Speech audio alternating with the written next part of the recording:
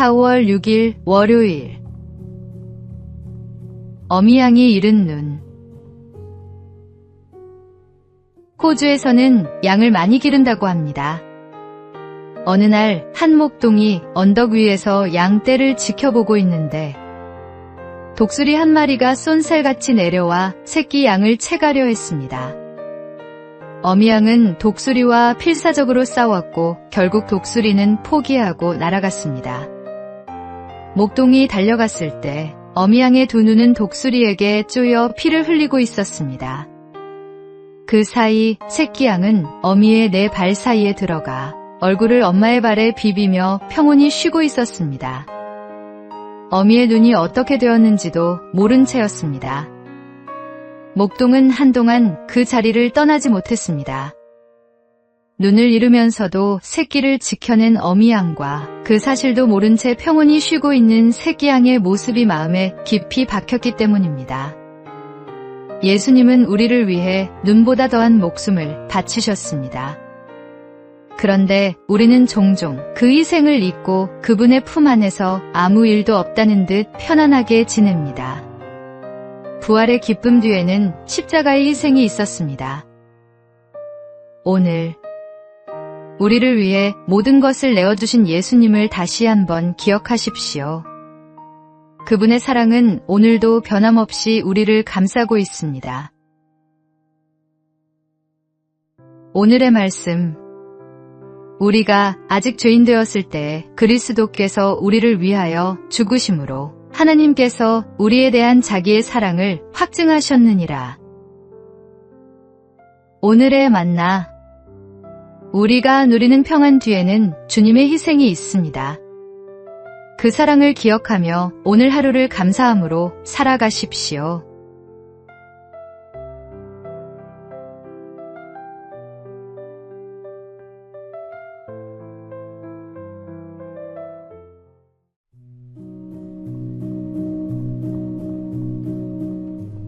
(4월 7일) 화요일. 집을 짓는 사람. 어느 마을에 집을 짓는 일꾼이 세 사람 있었습니다. 지나가던 나그네가 물었습니다. 무슨 일을 하고 계십니까? 첫 번째 일꾼이 대답했습니다. 보면 모르나요? 벽돌을 쌓고 있잖아요. 피곤한 얼굴로 투덜거리듯 말했습니다. 같은 질문을 두 번째 일꾼에게 하자 이렇게 답했습니다. 집을 짓고 있습니다. 내 가족이 먹고 살려면 돈을 벌어야 하니까요. 생계를 위해 일하는 사람의 표정이었습니다. 세 번째 일꾼에게 같은 질문을 했을 때 그는 환한 미소를 지으며 말했습니다. 저는 하나님의 집을 짓고 있습니다. 이곳에서 사람들이 하나님을 만나고 위로를 받고 새 힘을 얻게 될 것입니다. 제가 쌓는 이 벽돌 하나하나가 하나님께 드리는 예배입니다. 똑같은 일을 하지만 세 사람의 마음은 완전히 달랐습니다. 하나님께서 함께 하시지 않는 일은 아무리 열심히 해도 결국 헛됩니다. 그러나 하나님과 함께하는 일은 작은 벽돌 하나를 쌓는 것조차도 영원한 의미를 갖습니다. 오늘의 말씀. 여호와께서 집을 세우지 아니하시면 세우는 자의 수고가 헛되며 여호와께서 성을 지키지 아니하시면 파수꾼의 깨어있음이 헛되도다. 오늘의 만나. 오늘 하는 모든 일을 하나님께 드리는 예배로 여기며 기쁨으로 감당하십시오.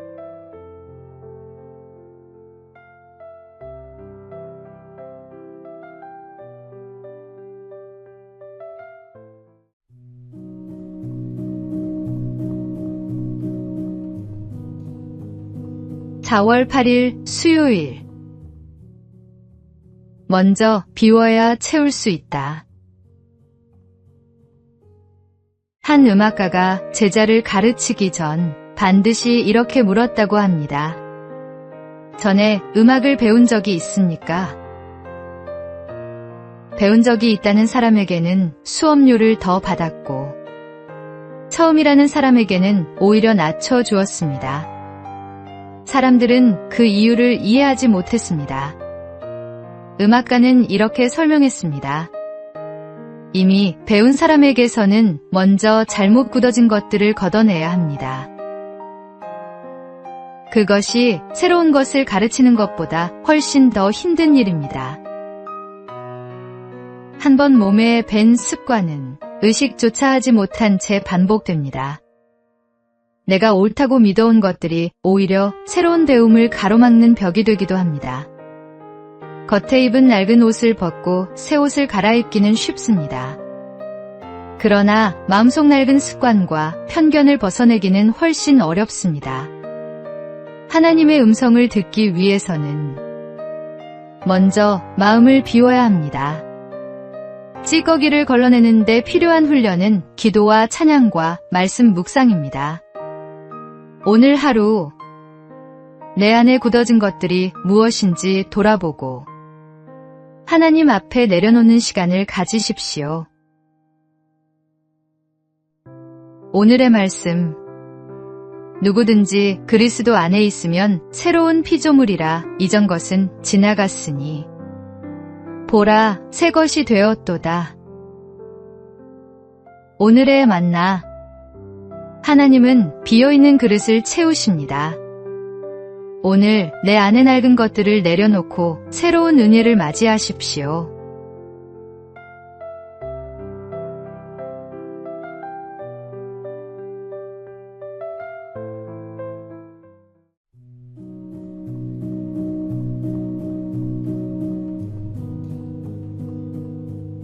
(4월 9일) 목요일. 꾸준함이 가장 강한 힘이다. 2026년 밀라노 동계올림픽에서 한국 선수단의 첫 메달을 안긴 주인공은 스노보드의 맏형 김상겸 선수였습니다. 스노보드 남자 평행대회전 결승에서 은메달을 목에 건 것입니다.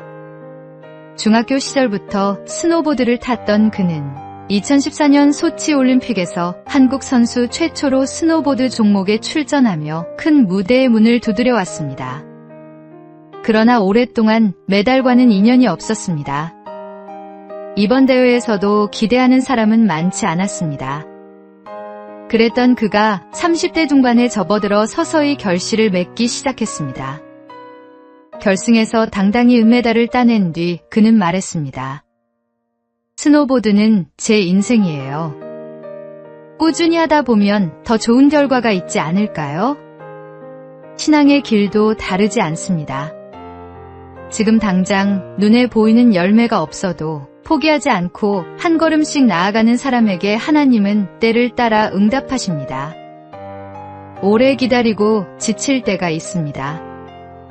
그러나 포기하지 않는 한 걸음이 쌓여 결국 결승선에 닿습니다. 오늘의 말씀. 운동장에서 다름질하는 자들이 다 달릴지라도 오직 상을 받는 사람은 한 사람인 줄을 너희가 알지 못하느냐. 너희도 상을 받도록 이와 같이 다름질하라. 오늘의 만나. 지금 보이지 않는 결실 앞에 낙심하지 마십시오.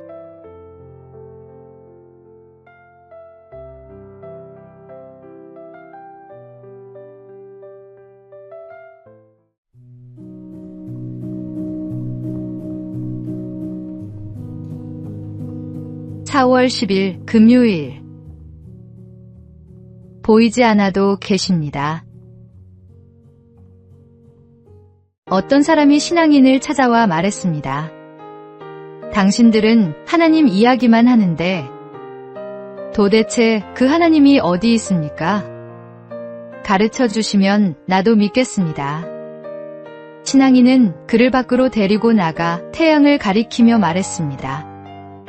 저 태양을 똑바로 한번 보십시오. 그 사람은 잠깐 쳐다보다가 소리쳤습니다. 어떻게 태양을 똑바로 바라볼 수 있단 말입니까? 신앙인이 말했습니다.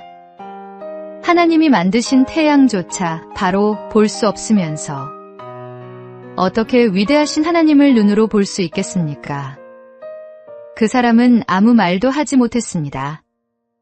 증거를 보여달라고 찾아왔지만 정작 눈앞에 태양조차 똑바로 바라볼 수 없었습니다.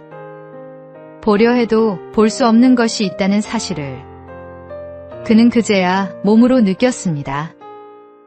누구든지 하나님의 살아계심을 의심할 때가 있습니다. 눈에 보이지 않으니 없다고 여기기 쉽습니다. 그러나 바람은 보이지 않아도 나뭇잎을 흔들고 중력은 보이지 않아도 우리를 땅 위에 세웁니다. 하나님도 마찬가지입니다. 눈으로 직접 뵐 수는 없지만 그분이 지으신 세상 곳곳에 그 흔적이 가득합니다.